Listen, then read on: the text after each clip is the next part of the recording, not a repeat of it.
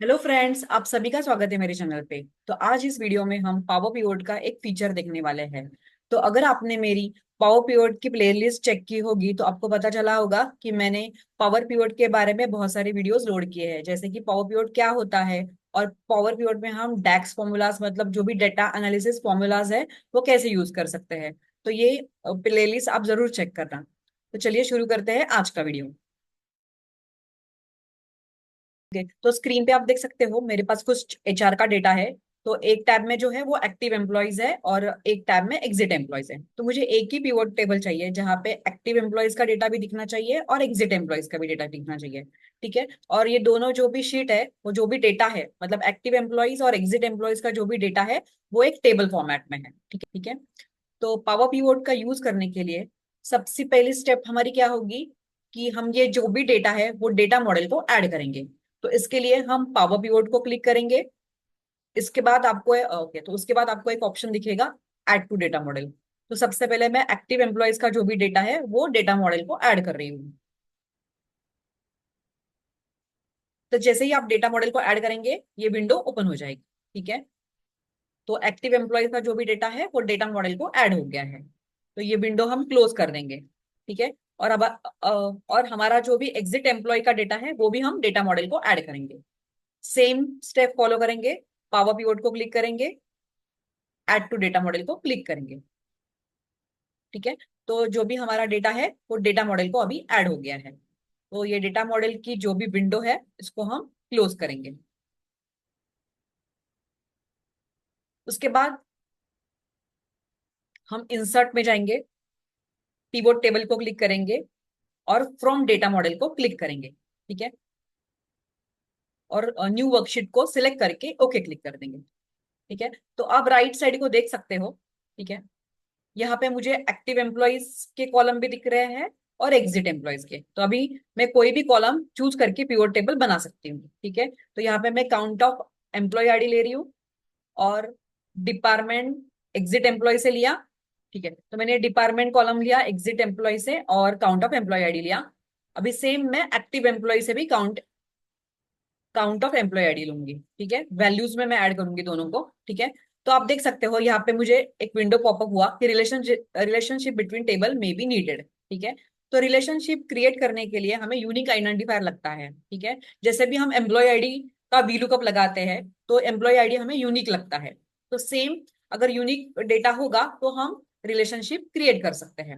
पर यहाँ पे रिलेशनशिप क्रिएट करना बहुत डिफिकल्ट है क्योंकि एग्जिट एम्प्लॉय में अगर हम डिपार्टमेंट देखेंगे तो यहाँ पे डिपार्टमेंट कॉलम में डुप्लीकेट वैल्यूज है। एग्जिट एम्प्लॉयज में भी डुप्लीकेट रिकॉर्ड्स हैं और एक्टिव एम्प्लॉयज में भी डुप्लीकेट रिकॉर्ड है। इस वजह से हम रिलेशनशिप क्रिएट नहीं कर सकते। ठीक है। तो अभी हम क्या करेंगे, यहाँ पे हम और यहाँ पे हम एम्प्लॉय आईडी से भी रिलेशनशिप नहीं क्रिएट कर सकते क्योंकि यहाँ पे आप देख सकते हो employ ID active employees record में अलग है और एग्जिट एम्प्लॉयज में अलग है। ठीक है। तो यूनिक आइडेंटिफायर यहाँ पे नहीं है एम्प्लॉय आईडी में, इसलिए हम एम्प्लॉय आईडी में भी रिलेशनशिप क्रिएट नहीं कर सकते। ठीक है।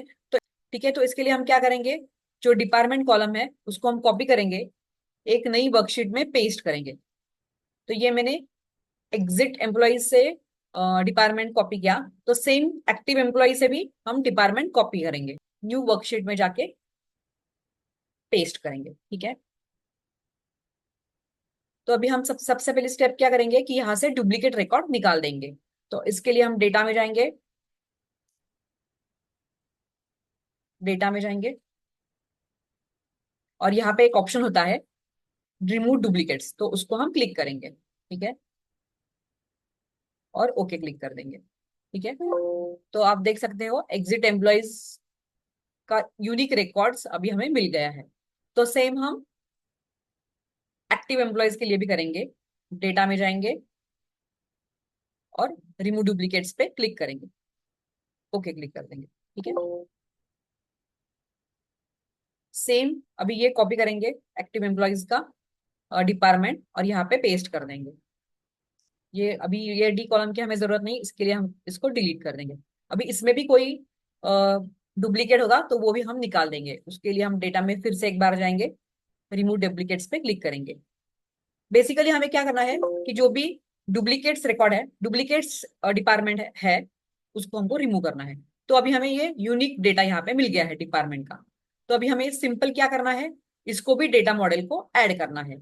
सेम स्टेप फॉलो करेंगे, पावर पिवट को क्लिक करेंगे, उसके बाद ऐड टू डेटा मॉडल को क्लिक करेंगे। ठीक है, तो ये हमने एडिशनल टेबल क्रिएट किया है जिसमें यूनिक डिपार्टमेंट डेटा है। ठीक है, तो इस टेबल को हम नाम देंगे यूनिक डिपार्टमेंट। ठीक है, तो अभी हमें क्या करना है, इनमें रिलेशनशिप क्रिएट करनी है। ठीक है, तो होम टैब में आपको डायग्राम व्यू करके ऑप्शन दिखेगा, वहां पे हम क्लिक करेंगे।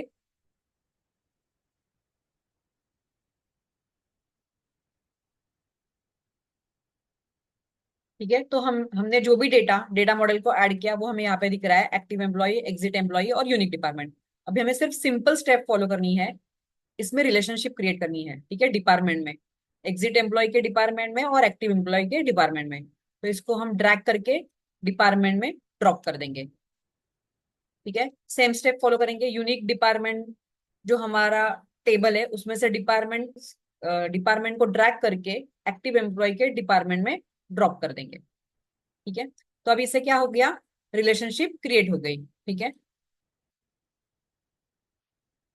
तो अभी हम ये डेटा मॉडल का जो भी विंडो है उसको हम क्लोज कर देंगे। ठीक है, तो अभी हमारी रिलेशनशिप क्रिएट हो गई है, पर हमें यहाँ पे जो एक्टिव एम्प्लॉय का डेटा है वो बराबर नहीं दिख रहा है, क्योंकि अभी हमें क्या करना पड़ेगा, जो यूनिक डिपार्टमेंट हमने टेबल क्रिएट किया उससे जो डिपार्टमेंट कॉलम है वो हमें लेना पड़ेगा। तो हम क्या करेंगे, जो हमने पहला एक्टिव एम्प्लॉय से डिपार्टमेंट कॉलम लिया उसको रिमूव कर देंगे, और जो भी हमारा यूनिक डिपार्टमेंट में डिपार्टमेंट कॉलम है उसको हम ऐड कर देंगे। तो आप देख सकते हो यहाँ पे डेटा एकदम बराबर से आ रहा है। इस पिवोट टेबल का हम फॉर्मेटिंग करेंगे, इसके लिए हम डिजाइन टैब में जाएंगे, और जो भी डिजाइन ओके, तो जो भी डिजाइन हमें सिलेक्ट करना है वो हम यहाँ पे कर सकते हैं। ठीक है, और यहाँ पे हम डिजाइन में जाके रिपोर्ट लेआउट में जाके शो इन टेबुलर फॉर्म कर सकते हैं। ठीक है, और अभी इसका हम ओके, तो काउंट ऑफ एम्प्लॉय आईडी का हम हेडिंग भी चेंज कर सकते हैं, जैसे कि एक्टिव एम्प्लॉयज, और यहाँ पे हम एग्जिट एम्प्लॉयज।